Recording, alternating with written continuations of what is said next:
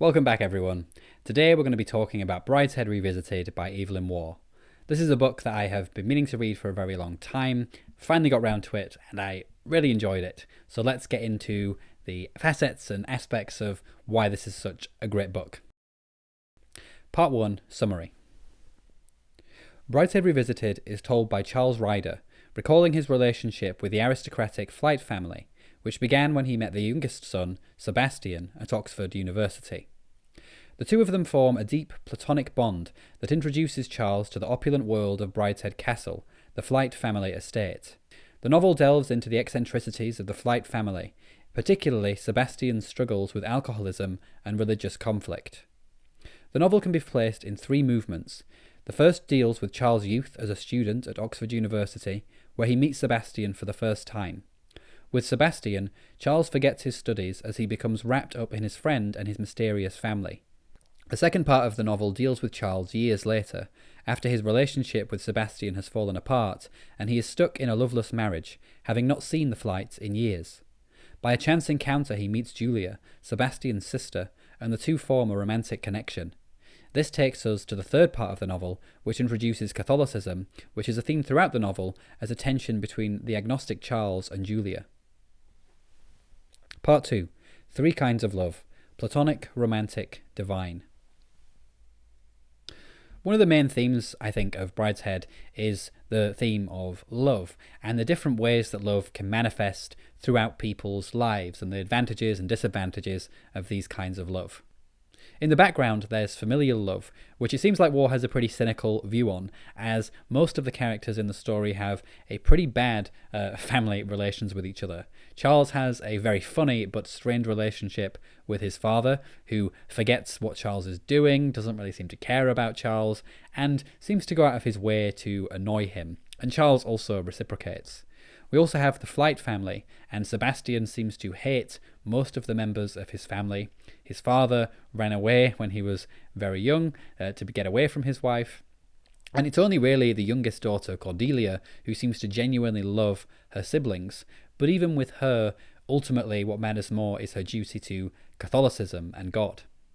More important, it seems, in Waugh's world is the love we make with people rather than the automatic love that we're supposed to have for family. And this is where Waugh focuses for the most part, with Charles's different love in different relationships. First, there is the platonic love that we get between Sebastian and Charles. And what I mean by platonic here is the kind of strict definition, which is a relationship of love in which the sexual or romantic feature of it is either not present or has been suppressed or purged or something, but it still remains something more than just a mere friendship.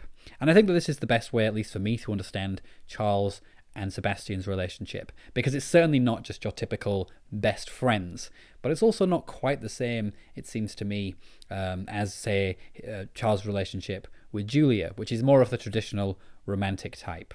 Obviously, there's an impulse to just see Charles and Sebastian as, coded gay lovers, and I think that's a reasonable interpretation, and to some extent I think that's true, but it seems that Waugh is trying to say something a bit distinctive about this relationship. It's more like a Greek relationship than a traditional, homosexual relationship, how we would think of it as being today. We then get romantic love in the more traditional sense, of course, as Charles moves on to Julia. And there's a question about why exactly Charles does this. Is it because through Julia he can get close to Sebastian again? The two are described as looking very similarly to each other. Something that reminds me a little bit, actually, of Donna Tartt's The Secret History, where again we get this story of the twins, and the protagonist falls in love for the woman, but it's often described that these two look very similar, and there's always a question around the sexuality of the person in these cases, I think, being implied by the author. But in any case, with Julia, I think we get an authentic romantic relationship, and again, this falls apart, but now the falling apart doesn't have anything to do with the debauchery of one person, but Catholicism and God coming into the relationship. And this forms the third kind of love, divine love, or love for God. And this is ultimately where the novel ends, and is a very controversial part of the story, because we have Charles, who throughout the novel, he's described as agnostic, but often he comes across as definitely more on the atheistic side of that, and then suddenly he converts at the end of the story, after watching the patriarch of the Flyte family, who is also a lifelong atheist who left the church, On his deathbed, he has a moment where he seems to ask for absolution from a priest, and this triggers a kind of religious epiphany in Charles from that moment. And Julia as well realizes that she has to put God before her relationship to Charles, which would be sinful because she is previously married woman. So Charles's journey, I think, can be seen as riding the waves of these different kinds of love. We begin with Sebastian and this platonic love, which has to fall apart as Charles matures. He then has this romantic love with Julia, but even this is flawed because ultimately their love is not sacred. And finally, we get Charles maturing fully to loving the divine. And many people don't like that aspect of the story. They don't find Charles's conversion very convincing. And I think that is definitely something worth picking apart further. But I just want to say here first, I think that this is ultimately what the trajectory of the story is. The exploration of these three different kinds of love and how sometimes they're not compatible with each other. Charles couldn't have had his relationship with Julia if he stayed with Sebastian. And also he couldn't have had his relationship with God if he stayed with Julia. Part 3. The religious conversion. So near the end of the novel, the patriarch of the Flight family, Lord Marchmain, returns to Brideshead after a lifetime away from it and from the church to die. He's frail and old, and he wants to be home for his death. And he also decides to leave the house to Charles and Julia, which is non-standard at the time because he has an eldest son who he should leave the house to, but he chooses to leave it to Julia because he doesn't like his elder son's new wife. As Lord Marchmain deteriorates, they get visited by a priest who wants to do the last rites for Marchmain, and this results in some tension between Julia and her family and Charles. Charles thinks that Lord Marchmain doesn't want absolution, and at one point there's a conversation which seems to imply this, but the family seem insistent that he does want this and he should have this, regardless of what he's saying at the time. Ultimately, this comes to a head. Julia allows the priest in, and Lord Marchmain does ask for absolution, and this triggers an epiphany in Charles. And many people find this to be not a very convincing part of the story. They're not convinced by Charles's conversion, and I can sort of see why, because it does just come out of the blue, and it does feel like the author perhaps trying to shoehorn in, his religious convictions. War did have a religious conversion, not necessarily in this particular way, but it was quite sudden, and so perhaps that is why he gives Charles this ultimate resolution. I have to say, personally, I wasn't very compelled or convinced by the conversion, but I do appreciate that death is something that can affect people in very strange ways. And I know from my own experience of death in the family that sometimes there are things that can change in your outlook on life in ways that you just don't expect when you lose someone. And it's hard to say with Charles because, again, Lord Marchmain isn't someone that he knew personally, but he does see Lord Marchmain as being someone who successfully left the church as a kind of beacon of perhaps atheism. And so for him to ultimately kind of go back on all of that on his deathbed, maybe there is something to that. Maybe there is something in Charles that would make him change just by seeing that. So I'm somewhat willing to give War the benefit of the doubt here. Although I would say from a matter of personal taste, I do sort of see the book as a tragedy. I do wish that Charles had managed to make it work with Julia or even Sebastian. But it does seem somewhat a shame that ultimately this is where it goes. But it does also feel inevitable. It feels inevitable that Catholicism is always, and religion is always going to come between Charles and his relationship with Julia as the novel progresses. So that's a pretty good, development in a story, the fact that War can make that seem inevitable, even if the final transition does seem a little bit off. And there is something that I did notice in the story when it comes to religion as a theme. In the first part of the novel, religion is something that Charles talks about with Sebastian every now and then. When he meets the Flights, there's little conversations, but it feels more like just a thing that gets talked about. It doesn't seem to be a major theme in the way that it ultimately becomes one. And I think there's something to this idea that someone who has faith in the sense of the Flights, for them, religion is something that's always there. And it can feel like it's this background thing. It can feel like it's just a thing that we get out at dinner parties. But ultimately, when the chips are down or when something big happens, it's always there waiting to burst in. And likewise for Charles, God and all of this stuff has been following him throughout the years. And it seems like it's only a matter of time before ultimately he opens himself up to it. So I thought that was really clever to have this as a theme that slowly builds throughout the novel towards the climax. And we see this because all of the children of the Flight family ultimately turn to religion in the end. Sebastian ends up living out his days not quite a monk in a monastery. Julia decides to pick her faith over her love, and Cordelia is a committed Catholic all the way through. Part 4. Religion, Peace and Suffering. Another reason why I can give Waugh the benefit of the doubt when it comes to his perspective on religion is that he doesn't do the kind of moralizing tricks that you would expect. Usually if we were getting a kind of evangelical novel, what we would expect is a sort of lack of empathy in the narration for those who turn from religion, but also a sense in which, or a way of portraying accepting religion as somehow something that's going to provide you with a happy ending. So, by turning to religion, Charles suddenly leads this great, morally upstanding life.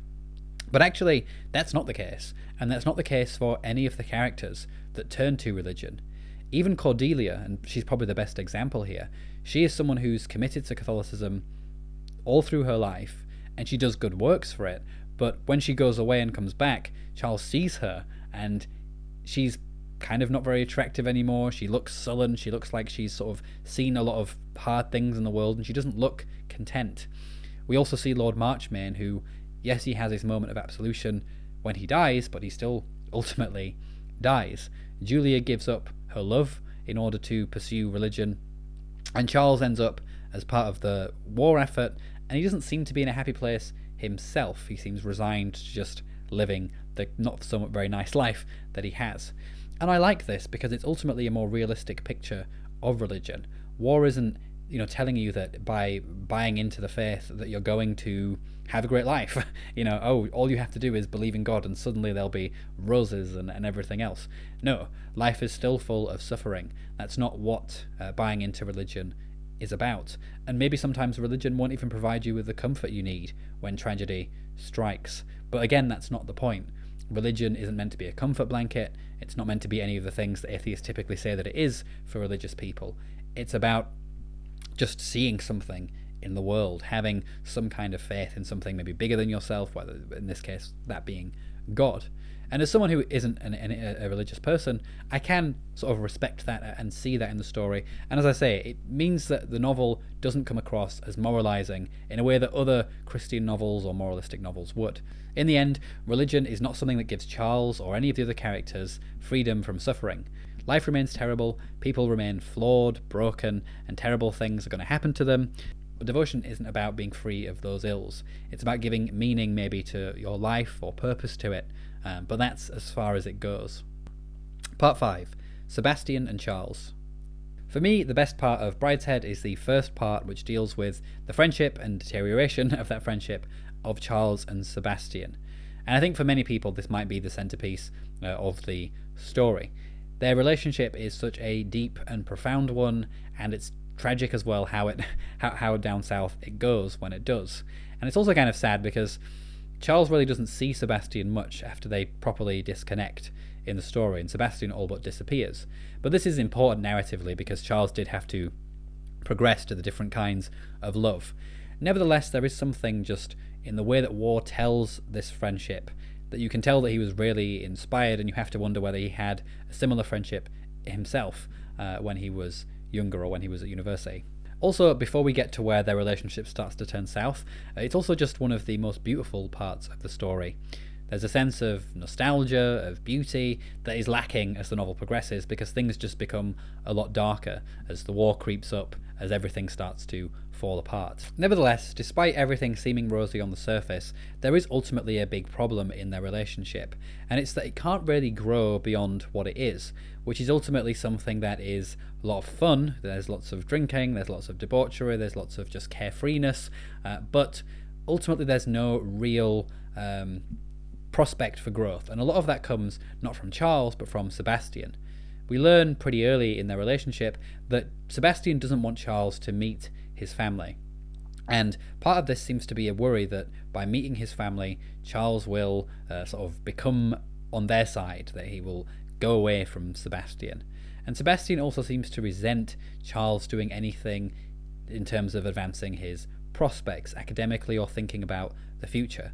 Sebastian wants the world to stay as it is, and this is reflected by the fact that when we meet him, he's carrying around his teddy bear, and by the fact that his favourite member of his family is his former nanny. He seems stuck in this childlike world where he just wants to play and have fun. But ultimately, you do have to put those things away. You do have to grow up. And I think Charles's ultimate reason for moving away from Sebastian is that Charles does want to eventually move on. He does want to grow up. He wants to become a painter initially. He wants that maturity. And I think that Charles would be happy to stay with Sebastian if Sebastian would be happy to move on. But Sebastian isn't having that. And it's that clinging to being carefree, it's that clinging to things being static that ultimately leads Sebastian down a pretty dark path. It's a tragic end, and I wish it didn't turn out that way, but again, like with the religious theme, it also just feels inevitable. You know, if anyone's been to university, I think it's a kind of somewhat archetypal experience, and you get a bit of that in the story as well, in some of the conversations that characters have, in the sense of, you know, especially in your first year, things feel like you can just do anything, you can mess around, it's all just fun. And then, you know, things become more serious as you progress, and that real world kind of rears its head, and then you have to just grow up and get on. And it seems like that's something that is reflected in the relationship between these two. It's tragic, but ultimately, it's very inevitable. Part 6, conclusion. Overall, I really enjoyed Brideshead. I think it's a rich book with some fantastic character work. Almost every character feels distinctive, and I didn't even really talk that much about the different characters, about Julia, who is like Sebastian in that both of them have sort of moved away from their faith and eventually find their way back to it. But again, they're very distinctive in the way that they come across. We also have, that I mentioned briefly, Charles's relationship with his dad, which provides some just moments of comedy gold. It's a very funny story, despite the tragic elements, despite the darkness. There's a lot of laughs throughout it. Just the wit that Waugh has in some of his characters is fantastic. All of the characters feel rich. None of them feel like cardboard cutouts or stereotypes, even when they're clearly being used to maybe illustrate a point. It doesn't feel like that. It feels like these ultimately characters who can, you know, they can be used to reflect on certain things, but they're not just there as mouthpieces for a particular position. The fact that Waugh can tell a story that is deeply Christian in the end, but without feeling like he's shoving his religion down your throat, without moralizing or evangelizing, again just shows his power as a writer. And the way that he explores these different kinds of love between men and women, and love between, I guess, man and God as well. And the fact that he can show all these things in deep ways, how they intersect with each other, is just amazing and breathtaking. Definitely a book that I'm glad to have read. I've also been watching the adaptation of this, which is, I think it's from the 80s, and it's very faithful. It's like 12 episodes long or something, and some of the episodes are like an hour and a half, and it's great. It really gets into a lot of the depth of the story, and also, unsurprisingly, does seem to have a bent towards focusing on the relationship between Sebastian and Charles, because I do ultimately think that that is the highlight of the story. But the rest of it is worth reading as well. Alright, that's it for this video. If you've read Brideshead Revisited, let me know down in the comments what you think of it. Do you love it? Do you hate it? Do you agree with any of the things that I've been saying? And what do you think as well? Otherwise, take care everyone. Ta-ra!